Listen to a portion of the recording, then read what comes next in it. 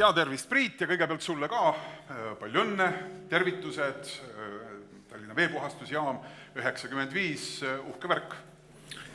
Tere, aitäh ja õnnitlused kõigile, et see on suur asi, et alati iga juubel on tähtis, tähelepanu väärt ja väga tore, et me oleme saanud kokku tulla siia. Ma ei tea, kas see kuidagi oli organiseeritud nii, et sellel just 95. sünnipäeval, veepuhastusjaama 95. sünnipäeval ilmus Eesti ettevõtjate pöördumine, mis ütleb, et selle rohepöördega on nii, et kui me ise ei tee, siis ei tee keegi ja peamegi ise selle asja ette võtma.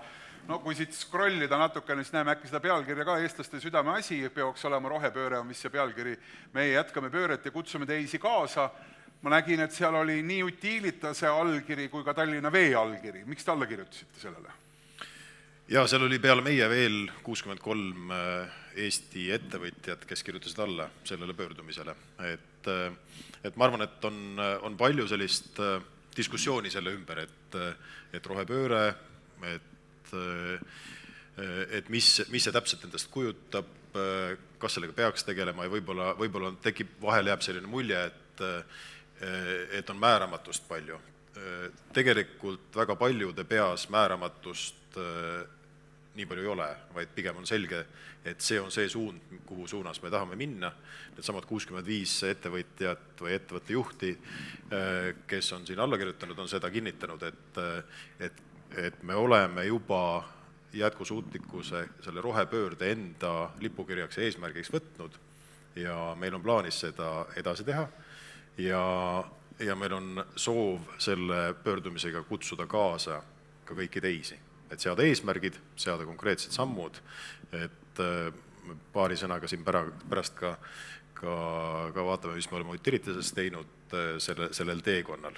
Et jah, et see on koostöös ja ühiselt tehtav asi. Eks ühiskondlikult peaksime me kõik aru saama, et see ei ole küsimus, mida lahendatakse Stenbocki maja kabinetis number 408, sekretäri juurest vasakule on see inimene, kes seda asja ajab, et rääkige temaga, et tema vastab.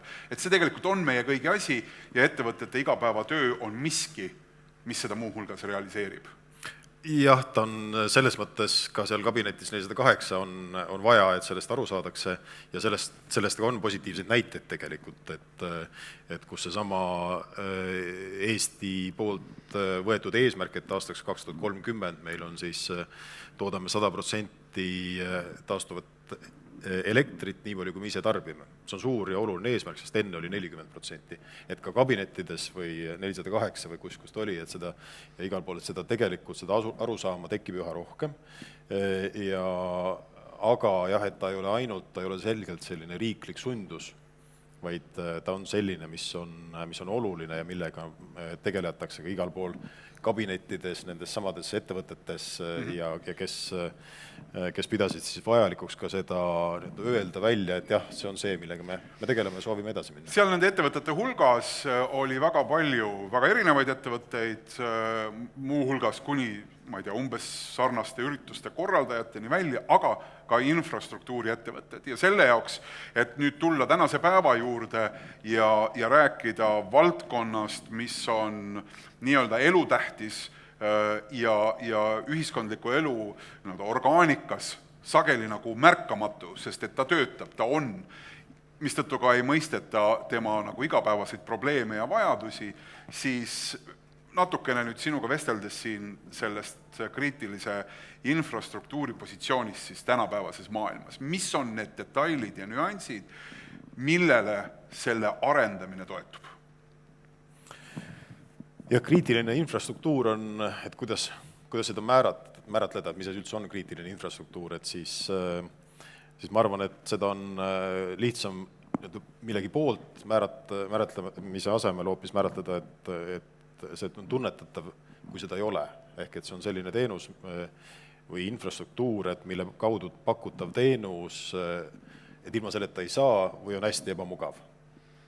Et see on nüüd see, mis ta ajalooliselt on olnud, et jah, ta on kriitiline infrastruktuur ja see on erinevates valdkondades, ta on erineva astmega, aga jah, et see teine pool on see, et milline ta siis moodsas maailmas on. et milline see kriitiline infrastruktuur on moodsas maailmas ja võib-olla siin võikski vaadata, et mis ta ajalooliselt, mis see kõige tähtsam roll on olnud. Et kui me vaatame seda, et kuidas on olnud tarbimine või et mida üldse tähendab. Ma tõin siin võrdluseks võib siin vaadata, et mis on siis, mida peetaks või mis on ajalooliselt olnud selline kõige olulisem elutähtsa infrastruktuuri roll või kriitilise infrastruktuuri roll, see on kättesaadavus. See on see, et ta oleks meil olemas igal ajal, kui me tahame tarbida. Ja siin on nüüd jooksevad sellised võib-olla enim tarbitud infrastruktuuri valdkonnast, mis näitavad, et kui keeruline seda tegelikult igapäevaselt on tagada, sellepärast et see tarbimine kõigub tohutult terve aasta jooksul. Vasakul on siis energiaplokk, et seal on soojuse tarbimine kaugkütte näitel ja energiast tõesti üle poole kogu energia tarbimisest ongi soojuses. Me elame põhjamaises kliimas. Nii et 10 korda suvise tarbimise ja talvise tarbimise vahe. Elektris talvine tipp, suvine kõige madalam tarbimine, umbes 3 korda erinevus, aga ka nagu näha siis kõikumist hästi palju, päevasiseselt ja nii edasi. Transpordis veidi vähem, seal on see võib-olla 1,35 on see suvise ja talvise vahe, et seda on vähem. Aga paremal pool on siis ka see, milleks me siin oleme kokku tulnud või millest me räägime, et talumine on siis reoveepuhasti vooluhulgad aasta lõikes. See on siis näitena 2019 aastat, see oli üsna selline normaalne aasta. Ja nagu näha, siis on selline stabiilne voog ja siis on tegelikult suured tipud, mis võivad olla isegi 8-10 korda suuremad kui tavapärased mahud, et need on siis need valingvihmade ajal. Selgelt on näha, millal lumi sulab ja nii edasi, et see on siis see esimene eeldus kriitilise infrastruktuuriga on see, et ta peab olema kogu aeg suutma seda ära teenindada. Ja nagu näha, need tipud on suhteliselt väikesed, aga tekitavad ka selgelt, sa pead selle infrastruktuuri selle järgi dimensioneerima, et ta nendega hakkama saaks. Ja seal üleval pool on näide siis, mis nüüd otseselt seda maja siin puudutab, et see on nüüd just nende kõikumiste illustreerimiseks siin selle ühe nädala tarbimine, ehk et öine ja päevane rütm on selgelt näha, et kuivõrd ta erineb. See on kõik loomulik, aga tihti võib-olla ka enesest mõistetav tarbijale, et teda tegelikult liiga palju huvita, millal see on, et tahab seda soovida, aga mis tähendab seda, et meeskond, kes siin töötab, peab kõikide nende valdkondadega väga palju hommikust õhtuni tööd tegema, et see tagatud oleks. Aga kui me räägime sellisest moodsast maailmast, et siis tegelikult sellise infrastruktuuri juures on meil 3 komponenti, et ta peab olema kättesaadav, ehk varustuskindlus loomulikult, siis teine on loomulikult, ta peab olema mõistliku hinnaga ja üha olulisem on ka kogu see keskkonna pool, mis siia juurde tuleb, ehk et see teenus, see kvaliteetne teenus, mida me tagame, et see peab tegelikult see tähendab üha rohkem ka seda, et me suudame teha siis kõike seda keskkonnasõbralikult. No, me tänastes arengutes, mis maailmas toimuvad, näeme kogu aeg sellise digitaalse maailma kaalu kasvu. Kas sellise süsteemi puhul, nagu me näeme, kus hambad on nii selgelt nagu välja joonistatud, need tarbimishambad, iseenesest arusaadav püüdlus keskkonnasäästlikkuse poole ja taskukohase hinna poole, kui suur digitaalse maailma roll sellises teenuses on? Ilma selleta ei saa, et tegelikult on tipptehnoloogiat palju siin, palju igal pool võrkude opereerimises, puhastusjaamas igal pool on. Ja mul on hästi hea meel, et ka selle plaaniga, mis me nüüd Tallinna Vees käivitasime, ehk et kaugloetavate arvestite paigaldamise plaan, et järgmise 5 aastaga on kõik kõik kliendid, kõik hooned kaugloetavate arvestitega ühendatud, et see on tänapäevane infrastruktuur, ilma selleta lihtsalt seda ei saa. Me oleme Utilitaises kaugkütte poole pealt juba 5 aastat tagasi kõik kliendid viinud kaugloetavate arvestite peale ja saame ja kasutame seda infot väga palju, mis sealt tuleb, et see aitab võrku paremini opereerida, see võimaldab ka klientidega paremat dialoogi ja soovitusi, et kuidas näiteks soojussõlme paremini reguleerida või mitte, et kogu see süsteem töötaks paremini. Ja näiteks üks selline lisaväärtus, mis võiks tulla Tallinna Vee klientidele, on siis see, et näiteks juhul kui hoidku selle eest, aga et kui näiteks hoones peaks olema suurem veeleke, ehk et siis tegelikult ka algoritm on võimalik niimoodi programmeerida, et selle pealt tuleb teavitus ja seda on võimalik siis kliendile edasi saata, sest et pahatihti ei käi keldris kogu aeg ja ei näe, kas tegelikult seal veemõõdusõlmes maja pool toimuks suur leke. Ehk et sellised nagu lisalahendused, mida see võimaldab, et nende ärakasutamine on. Mõnes mõttes enda jalga tulistamine, et jookseb maha, küll ta maksab pärast, arve ikka läheb, digitaalselt loeme ära ja saadame suurem arve pärast. See suhtumine ei ole kindlasti nagu moodsa kriitilise infrastruktuuri juures ja ma arvan, et sellist suhtumist ei ole tegelikult Eestis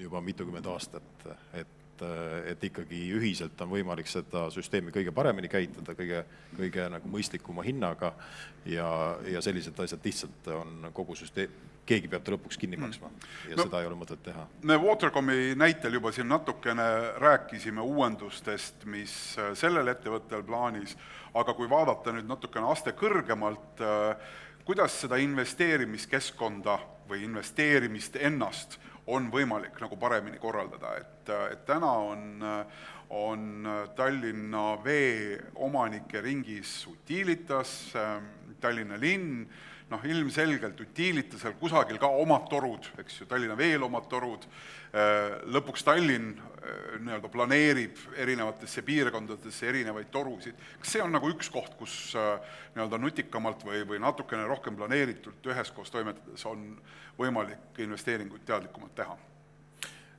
Jah, seda kindlasti, et meie oleme nüüd seotud Tallinna Veega siin 1,5 aastat ja on olnud aktiivne selline koordinatsiooni ja ettevalmistustegevus, et hetkel siis käib Tallinna linnas järgmise 12 aasta ühisveevärgi ja kanalisatsiooni arengukava koostamine ja seal need sisendid, kõik nad peavad erinevatest kohtadest tulema, et tõesti, kui kuskil rekonstrueeritakse tänavad, siis on kõige soodsam, kui selle all rekonstrueeritakse ära ka infrastruktuur, et on ta siis kaugkütte, on ta siis vesi, kanalisatsioon, et seda on mõistlik teha koos ja seda teha siis ka nagu tuleviku ühtlustatud plaanide alusel. Et see on selgelt üks suuremaid potentsiaale, et seda häiringut linnaelanikele minimeerida ja samas ka teha seda võimalikult soodsa hinnaga. Kuhu suunas see, nüüd omaniku vaates, kuhu suunas see investeerimise plaan veel võiks minna? Mis need valdkonnad on, kus Tallinna Vee puhul võiks näha suuremat investeerimisvajadust? Ma arvan, et siin võiks minna võib-olla järgmise teema juurde, mis on selle keskkonna jalajäljega seotud, et loomulikult tuleb tagada võrgu ja ka tootmisseadmete toimepidevus, ehk et neid tuleb mõistliku aja tagant ära vahetada, aga kui me mõtleme seda, et milline see väljakutse on ka see, et ikkagi keskkonnavaldkonda, ehk et ka sellise keskkonna jalajälje vähendamisse, et ka sinna tuleb oluliselt investeerida. Et ühe näitena ma arvan, et võiks tuua selle, et kus me oleme Utilitase kaugkütte või energiatootmise poole pealt viimastel aastatel liikunud. Oluline võib-olla sellepärast, et kõik arvutavad oma süsiniku jalajälge. Kui me alustasime oma süsiniku jalajälje arvutamist paar aastat tagasi, siis üheks sisendiks oli oli ka vee tarbimine, sest et arusaadavalt on siis vesi on üks sisenditest kaugküttevõrgus ja tegelikult on, ma arvan, kõigi jaoks on vesi ja kanalisatsioon ja selle süsiniku jalajälg üks osa siis selle ettevõtte süsiniku jalajäljest. Ja sel ajal ei olnud meil võimalik võtta siis sellist pädevat kohapealset süsiniku jalajälje arvestust Tallinna Veest, vaid selle arvutuse koostaja siis kasutas Briti saarte vastavaid referentse. Ehk et üks samm, mis on nüüd ka vahepeal juba toimunud, on see, et Tallinna Vesi on teinud oma süsiniku jalajälje arvutuse, vaadanud, kus kohast tuleb, ehk et võtta see sama eesmärk, et viia see võimalikult madalaks, sellepärast et siis ka kõik Tallinna Vee kliendid saavad enda jalajälje võimalikult madalaks. Aga näitena jah, kuidas me oleme siis energia tootmise poole pealt 2008 Tallinn oli puhtalt gaasi peal, et tänaseks me oleme 70% dekarboniseerinud ja eesmärk aastaks 2030 siis jõuda sinnamaani, et hiljemalt 2030 ja seda hiljemalt me rõhutame just pärast 24. veebruari, et teha see võimalikult kiiresti ära, siis jõuda süsinikuneutraalsuseni ja teistpidi siis viia taastuvate allikate osakaal 100%-ni. Ja see on peegeldamaks võib-olla sarnased mõtted, sarnased plaanid on ilmselt ka kõigi teise 63 ettevõtja majades või PowerPointides või eesmärkides olemas, et ise võetud eesmärgid ilma riiklike suunisteta, vaid see on oluline sellepärast, et kõik, mis me teeme just kriitilises infrastruktuuris, milline on meie sammud süsinikuneutraalsuse saavutamisel, see on oluliseks sisendiks kõikide klientide jaoks. Et võib-olla selline plaan, et kuidas ta siis peaks juhtuma, et eks ta tuleb selline samm-sammult liigub väikeste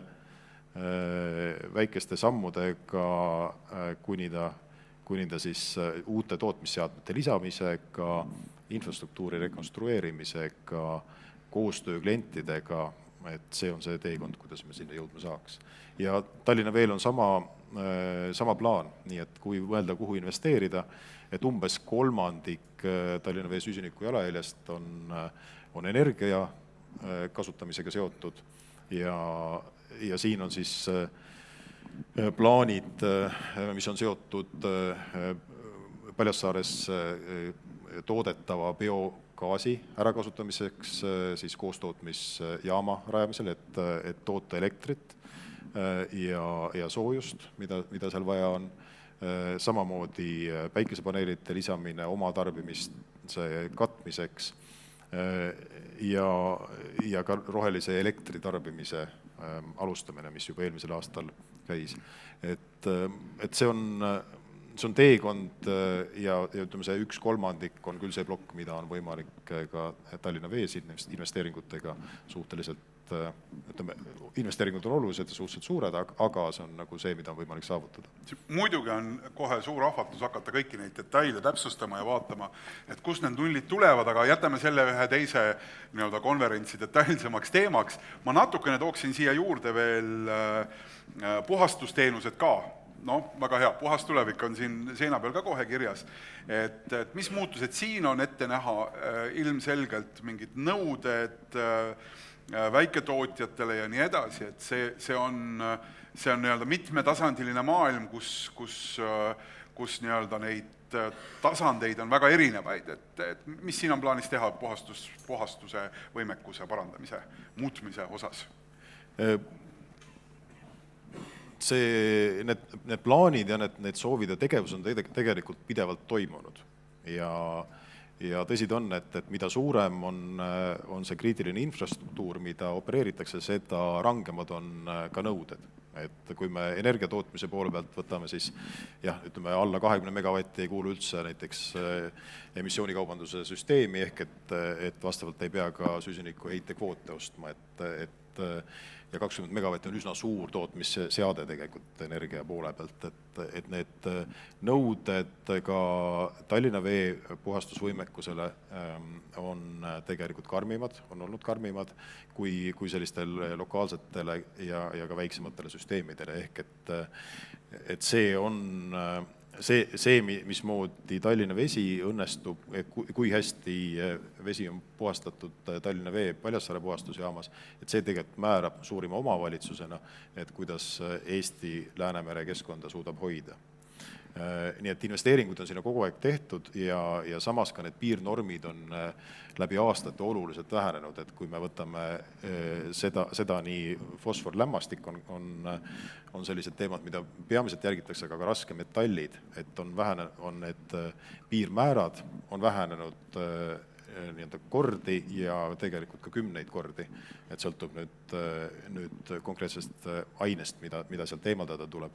Ja nende täitmine on siis, täna on meil hea meel, et Tallinna Vesi täidab kõiki neid, 100% nõuetest on reoveepuhastusest täidetud ja tegelikult ka ettevaatavalt, kui neid juba järgmisi karmimaid regulatsioone koostatakse, et ka seal, ka nende saavutamine on mõistlike investeeringutega võimalik. Et see on selline järjepidev töö olnud tegelikult, et olla seal, et kõik need nõuded oleks täidetud, sest see on, ma arvan, ilmselt kõige olulisem roll, mis ettevõttel on. Ühel sellisel energeetikaettevõttel nagu Utilitas on, ma kujutan ette, klientidega ikkagi nagu kogu aeg toimetamist ja läbirääkimisest, kui on korra soojendada, korra jahutada, erinevad temperatuurid, seal on nagu väga palju võimalusi, kus ja mille üle läbi rääkida. Kui suurt võimalust koostööks erinevate klientidega partnerluse mõttes, koostöö mõttes näed sa Tallinna Vee kontekstis, et mis on see, mida saab pakkuda, mida Tallinna Vesi omaniku vaatest on valmis siis oma suurematele klientidele pakkuma? Kuidas see koostööliin lähitulevikus muutuda võiks? Ma arvan, et üks valdkond, mis linna arenduslikult on äärmiselt oluline järgmiseks perioodiks, on sadevesi. Et kuidas siis sadevee ärajuhtimisega kõige paremini hakkama saada. Et nagu näha, siis sellelt esimeselt graafikult näha oli, et tegelikult need tipud tekivad valingvihmadest, tipud tekivad nendest just seal reovee puhastuse poole pealt. Et kuidas seda siis kõige mõistlikumalt teha ja seal on koostöö klientidega tegelikult äärmiselt oluline. Seal on see, et kuidas kasutada näiteks seda sadevett, võib-olla teda seal koha peal akumuleerida selleks, et seda kasutada näiteks kastmiseks, et mitte kastmiseks kasutada siis justkui puhastatud joogivett, et need ka sellised linna planeerimislikud lahendused, et ma arvan, see on sellise järgmise perioodi märksõna, et kuidas seda teha võimalikult efektiivselt, sest et fakt on see, et vihmad on, me kliimamuutuste tõttu näeme üha suuremaid selliseid piike või tippe ja kõikuvat vihmakoguseid. Ja tõenäoliselt on ikkagi aus öelda, et me ei suuda kunagi ehitada nii jämedat toru, et sealt igal ajahetkel kõik kogu aeg läbi läheks. Et siin on ka selline koostöö on vajalik. Sest ise ka Kadrioru kodukogukonna aias väikest kasti omades nagu kõige valusam on ikkagi see liigutus, kus sa keerad selle kraani lahti ja lased selle väikese aia kastmiseks sinna seda joogivett, et ümbruskonna majadel kõike seda kogumissüsteeme sellisena ei ole, mistõttu tõesti selline keeruline südamele väga valus tegevus alati. Lõpu küsimus, kohe hetke pärast on Utilitas siin küll ka Tallinna Vee ühe suurema kliendina vestlusringis, aga mis tulu laiemas plaanis klientidele tekib sellest Tallinnas, et Utilitas ja Tallinna Vesi sellise omandisuhte partnerluses on, et mida see tulevikku vaadates klientidele võiks tähendada? Ma arvan, et üks oluline teema ongi selle infrastruktuuri arendamine paremini koordineeritult, et kuna me Utilitase poole pealt rekonstrueerime samuti kaugküttevõrke, laiendame kaugküttevõrke, ehitame kaugjahutusvõrke ja paralleelselt me näeme vajadust ehitada täiendavalt sadeveekanalisatsiooni ja rekonstrueerida vett ja kanalisatsioonitrasse, et nende nagu võimalikult mõistlikult üheaegselt teha, on see hind kõige soodsam. Teine pool on seesama süsiniku jalajälje vähendamise suunas liikumine, et siin on ju oskusteabe jagamine kui ka hea viis või võimalus need täna näiteks gaasi kasutavad tootmisjaamad või tootmisüksused kaugküttevõrku liita, mis on tegelikult oluliselt jälle keskkonnasõbralikum ja ka just nende kindlasti energeetikapoolsete investeeringute koos tegemine, et see aitab paremini ja efektiivsemalt neid eesmärke saavutada.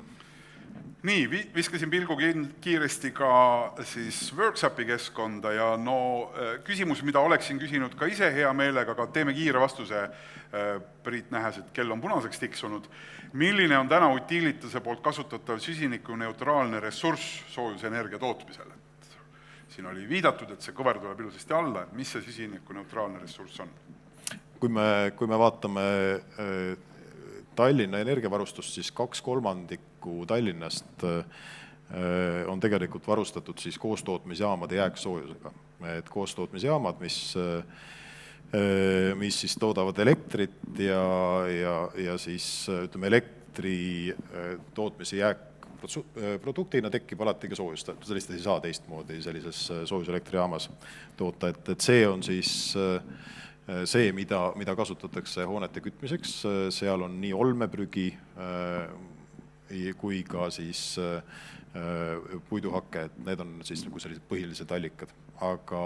Aga kui just võrrelda seda, et kui suure kasuteguriga seda on võimalik teha, siis jah, me kasutame ära seda soojusenergiat, mis nagunii tekiks elektri tootmisel. Et kasutegurid nendes jaamades on seal ligi 100% selle tõttu. Ja kui niimoodi hästi kaugele kissis silmadega tulevikku vaadata, et kas kusagil terendab seal silmapiiril ka hetk, kus see elektri ja sooja tootmine võib valdavas osas toimuda üldse ilma põletamiseta, mis siiski on alati CO2 emiteerija, ehkki me võime seda CO2 pidada justkui taastuvenergia või taastuvaks osaks, aga kas see piir kusagil on seal ees olemas? Ma arvan, et neid variante otsitakse väga palju, et elektrifitseerimine liigub ka soojussektorisse, mida rohkem meil on taastuvenergia allikaid, mida rohkem meil on olemas näiteks tuuleparke, seda rohkem on võimalik seda kasutada ka soojusenergia tootmiseks, võimendades seda siis omakorda näiteks soojuspumpadega, suurte soojuspumpadega. Nii et jah, see on küll õige, et sinna suunas me liigume, kas ja millal nüüd kogu see põletamine täiesti ära kaoks, et sinna ilmselt läheb veel ikkagi päris palju aega, aga teine trend on siis see, et otsitaksegi jääksoojust või heitsoojust, midagi sellist, mis on juba kasuliku töö kuskil ära teinud, on ta näiteks kuskil serveripargis juba need serverid ära käitanud ja siis see jahutusenergia, mis sealt pärast järgi jääb, et sellega hooneid kütta, see on tegelikult, mida ka otsitakse. Ja viimane küsimus ka siit Worksapist. Algus vaatasin, televisiooni kohta on küsimus, et saan ise ka vastata, aga ei saa ikkagi, vist on mõeldud ikkagi Tallinna Vett. Millal TV hakkab laienema territoriaalselt ehk võtab suuna regionaalse vee-ettevõtluse suunas? See on nüüd väga hea küsimus, et kindlasti need eesmärgid, mida kõik vee-ettevõtjad üle Eesti ja ka üle Euroopa kannavad, et need on äärmiselt väga sarnased. Need ülesande püstitus on väga sarnane. Ja ka tegelikult koostöö käib päris hästi, et ka täna ju Paljassaares puhastatakse naabervaldade vett ja täna varustatakse ka naabervaldasid, kes selleks soovi avaldavad ka puhta joogiveega, nii et selline koostöö on tegelikult toimib ka ja ma arvan, et see koostöö jätkub ja võib kindlasti laieneda. Priit, suur aitäh selle ülevaate ja põhjalikuma sissevaate eest. Aplaus tuligi ka, ma arvasin, et see võib nii minna.